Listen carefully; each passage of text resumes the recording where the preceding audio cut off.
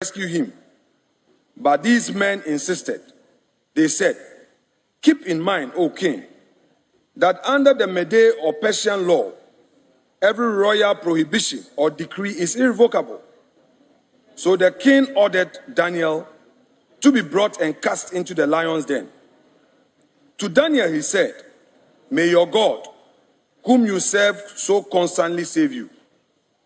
To forestall any tampering, the king sealed with his own drink and the rings of the lords the stone that had been brought to block the opening of the den.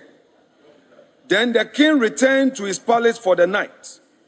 He refused to eat, and he dismissed the entertainers. Since sleep was impossible for him, the king rose very early the next morning and hastened to the lion's den. As he drew near, he cried out to Daniel sorrowfully. A few moments later. Luke 19 verses 1 to 10 says, Jesus entered Jericho and was passing through. A man was there by the name of Zacchaeus. He was a chief tax collector. What was Ken Oforiata? Chief tax collector. He was in charge of GRA. And what do GRA do? They collect tax. So clearly, Zacchaeus in the Bible resembles Ken Oforiata. A man was there by the name Zacchaeus.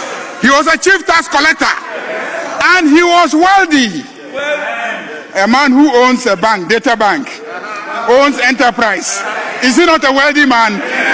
Is there no resemblance between Zacchaeus and Ken Oforiata? He wanted to see Jesus. He wanted to see Jesus.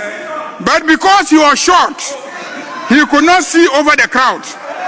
So he ran ahead and climbed a cyclone fig tree to see him, since Jesus was coming that way.